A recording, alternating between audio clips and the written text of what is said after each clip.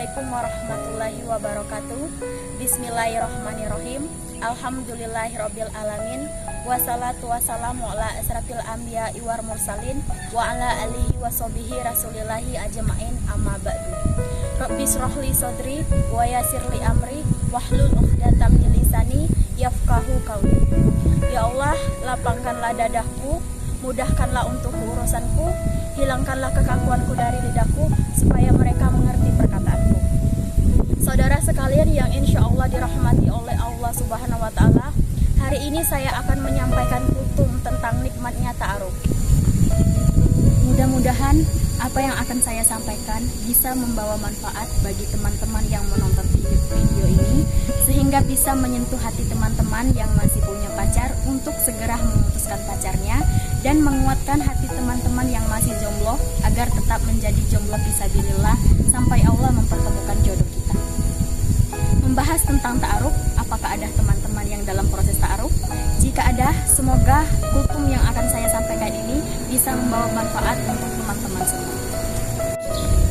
Sebelum kita membahas lebih jauh tentang nikmatnya ta'aruf, ada baiknya kita mengetahui lebih dulu apa itu ta'aruf. Jangan sampai kita salah kaprah ya. Katanya ta'aruf, kok jalan berdua, terus malam-malam video callan juga. Semoga kita semua tidak seperti itu, dan bagi teman-teman yang masih seperti itu, semoga bisa mendapatkan pencerahan setelah menyaksikan kutub ini. Ta'aruf adalah kegiatan bersilaturahmi, pada masa sekarang sering disebut dengan berkenalan bertatap muka, atau bertamu ke rumah seseorang dengan bertujuan untuk berkenalan dengan penghuninya dan menjalin silaturahmi. Sebagai sarana yang objektif dalam melakukan pengenalan dan pendekatan, ta'aruf sangat berbeda dengan pacaran. Ta'aruf secara syar'i memang diperintahkan oleh Rasulullah SAW bagi pasangan yang ingin menikah.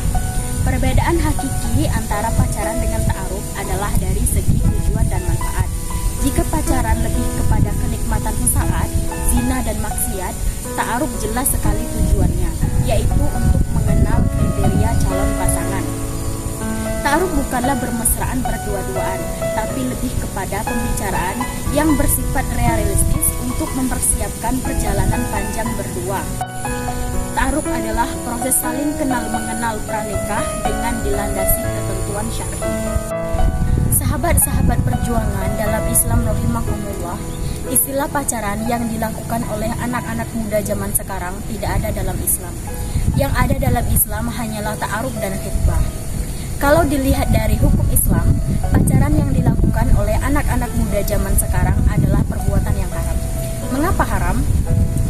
Karena pacaran adalah budaya dan peradaban jahiliyah yang dilestarikan oleh orang-orang kafir dari negeri barat, kemudian diikuti oleh sebagian umat Islam, kecuali orang-orang yang dilindungi oleh Allah Subhanahu wa Ta'ala dengan dalih mengikuti perkembangan zaman dan sebagai cara untuk mencari dan memilih pasangan hidup. Allah Subhanahu wa Ta'ala berfirman dalam Quran surah Al-Isra ayat 32, "Wala taqrabuz zina, innahu kana fahisya." Janganlah kamu mendekati zina, karena zina adalah perbuatan yang keji. Dalam hukum Islam, manakala sesuatu itu diharamkan, maka yang berhubungan dengannya juga ikut diharamkan. Misalnya dengan minum arak, bukan hanya minumannya yang diharamkan, tetapi juga yang memproduksinya, yang menjualnya, yang membelinya, yang duduk bersama orang yang minum itu juga ikut diharamkan. Demikian halnya dengan masalah perzinahan.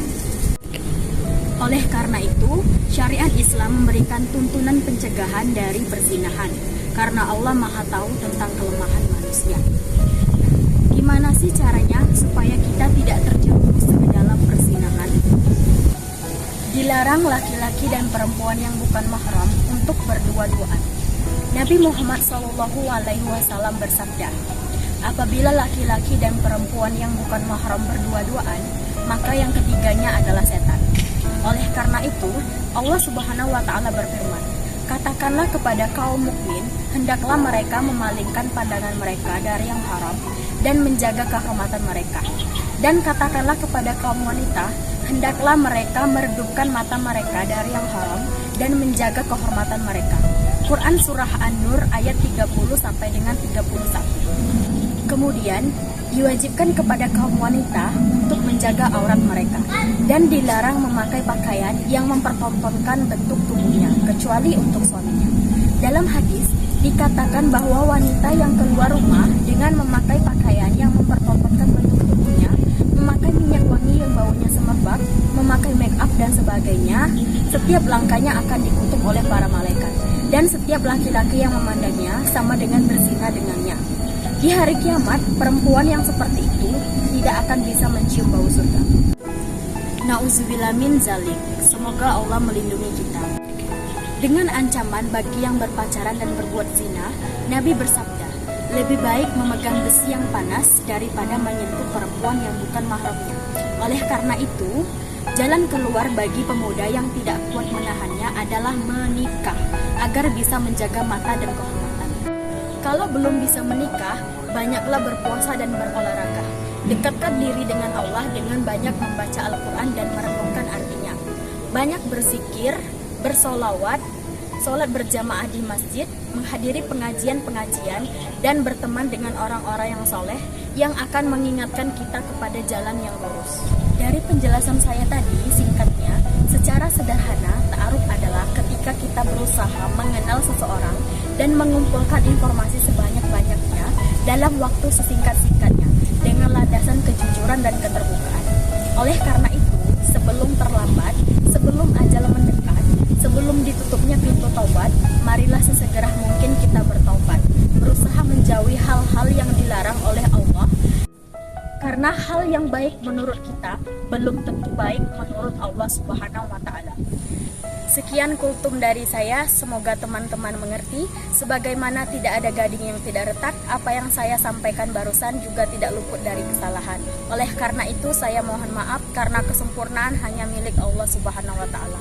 Semoga Allah membimbing kita semua ke jalan yang benar. Aqulu qauli hadza wa astaghfirullahi li wa lakum fastaghfiru innahu huwal ghafurur rahim. Wassalamualaikum warahmatullahi wabarakatuh.